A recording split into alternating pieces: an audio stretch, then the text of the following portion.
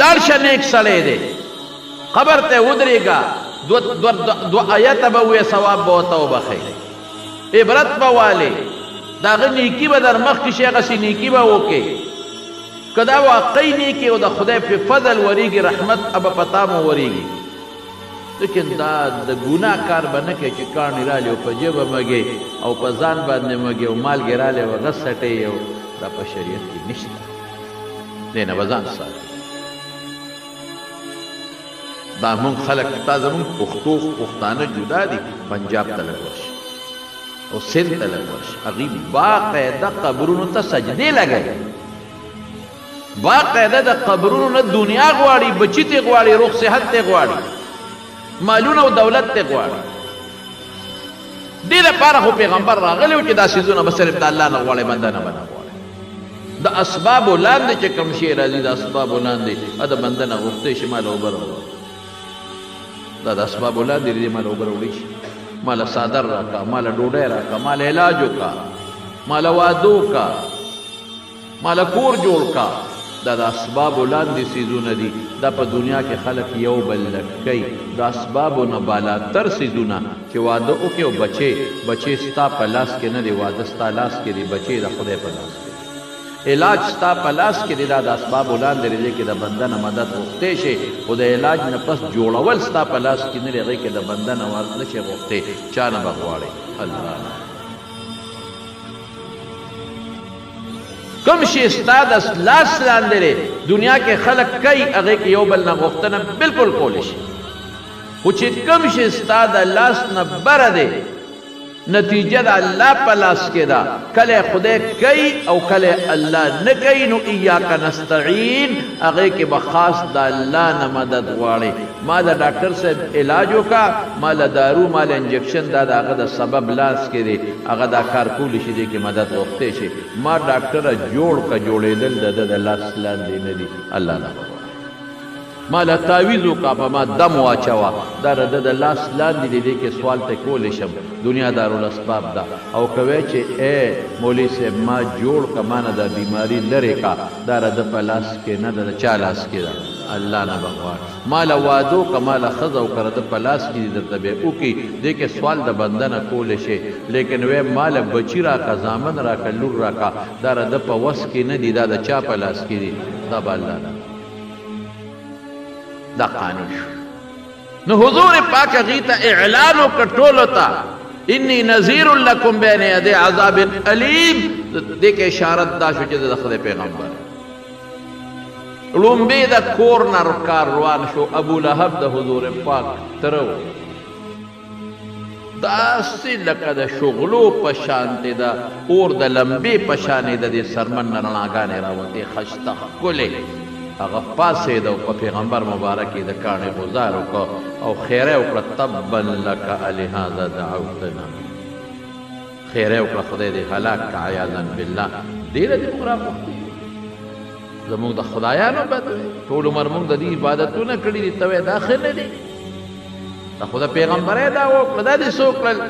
بس چې لومبې هغه غزار وکړه د کور نه چې قصه روانه شي بیا وروسته روانه وي به ټولو خلکو ملنډې او ټوکې او مسخرې شروع کړه پیغمبر مبارک دقسې پاتې شو الله خو خفه شو تبت یدا ابي لهب وتب ما اغنى عنه ماله وما كسب سيصلى نارا ذات لهب وامرأته حمالة الحطب في جيدها حبل من مسد ابو لهب هم تبع دي د خدای خیره زموږ د خیرې په شان نه هم د ده دا دواړه لاسونه چې په تی غدار وکړه تبع دي او ښځې هم د پیغمبر مبارک خلاف نخرې کولې هغې هم ورسره غرقه شوه او پیغمبر الله قرآن کې د پیغمبر مبارک په ژبه اعلان وکړو چې وورېدی د تباه شو ده څومره تکلیف لومبې په حضور پاک تېر شو یوازې دا نه عبدالله ابن مسعود فرمایي وی د بیت الله په مخ کې رسول الله مبارک منځ کوي ابو جهل دی عتبه شیبه ولید دا کسان ناست دي عقبه ابن ابي معيط څه وایي یاره وایي څوک نشته چې د فلانکي قصاب خانې ته لاړ شي او د اوښې او پیروان راوړي خو دې سړي دی په دې ملا ور واچوي عقبه ابن ابي معيط سپېره پاسې قصاب خانه کې اوښې لنګېږي که نه یو پیروان یې راواغېسته پیروان خو پېژنې که نه دا د څاروي چې پکې دا لنګ شي او د هغې نه پس چې هغه کومه ساق غوښه د وینو ډکه پرېوځي حق یې راواغېسته لرې یې ورسره راواغېسته ګندګي او راویړه او چې څنګه حضور پاک په سجده پرې په بنګله د پسې ورته کېښود سلام څومره ګران کار دی څومره سخته ده او چې په ملی سینګ کېښوده رسول الله مبارک دقسې په سجده پروت دی عبدالله ابن مسعود وی لو کان لی منع ارمان که قوم مې وی نو څوک مې نو نه مې شو کولی هېڅ مې نه شو کولی بې وسه بې وسه کتل مې ورته پړه مې تېرېدل پړه د پاسه خو څه مې کولی شي غټ غټ سرداران دي او کافران فاطمه چا خبر کړه ماشومه وه جنکو ته څوک غږ نه کړي په منډه راغله او هغه شی یې د حضور پاک د ملا نه وغورځول او د کافرو ته لګیا شوه بدره دیوي ماشومه وه ماشومانو جنکو ته څوک نه وایي او دوی داسې وخندل که نه چې په یو بل پرېوتېدل او خړتېدل رسول الله مبارک سر اوچت کړ او لاس یې الله ته کړ امن یجیب المضطر اذا دعاه ویکشف السوء الله وی چې تا ته تکلیف ورسېږي دا غم به د نه څوک لر کوي بې زمانه به څوک نه شي لر کولی کله کله څه وایم الله تکلیف په انسان راځي زم شکر دی خدایه چې ته چړه درته سپک تا ته خو چغه وکړه ته خو الله مهربانه که مونږ خو بې کسب یې څوک کوي زمونږ خو هېڅ نشته مونږ خو بیماري راشي قسم دې کوته ټینګېدی مونږ که درد راشي مونږ نه شو ټینګېدی زمونږ غاښ چې خوب چې مونږ نه شو ټینګېدی مونږ بچو غم ته نه شو کتی مونږ د نوسو غم ته نه شو کتی چې ماشوم نوسی چغې کړي نو مونږ له درز نارېږي چې خدای څه کوي شکر دی خدایه چې ته یې پروردګار مور ته به هم چغه ووایې درته به راونه رسي مبارکه مور پلار ته به هم چغه ووایې درته به رارسي دوست ته به هم چغه ووایې درته به انکار وکړي خو چې الله ته سره د ګناه چغه ووایې نو الله انکار نه کوي درته رارسېږي خو چې الله سره خپل رشته پرې نه ده د الله او زما رشته څه ده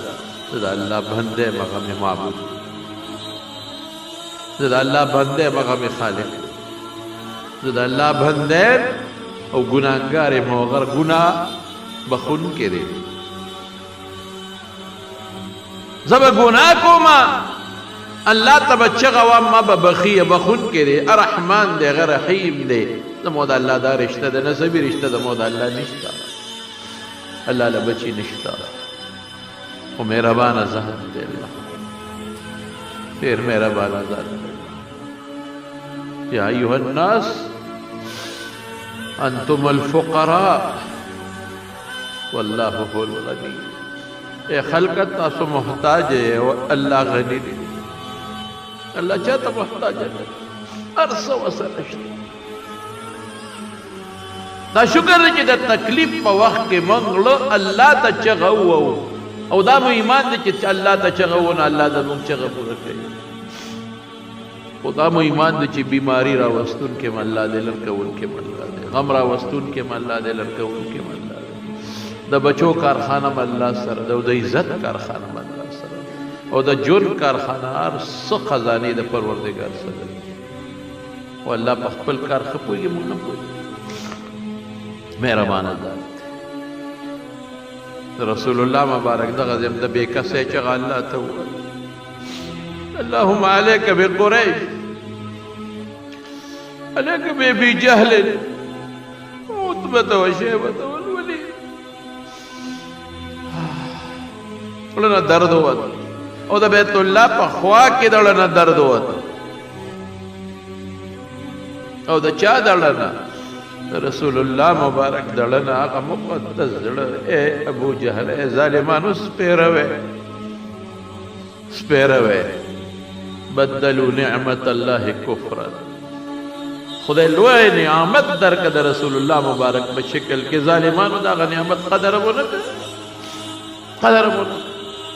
اوس دې خلکو ته موږ وایو چې بچو ورونو خدای دې له د علماو په شکل کې نعمتونه درکړي دي ناشکري مه کوئ ناشکر برباد بشئ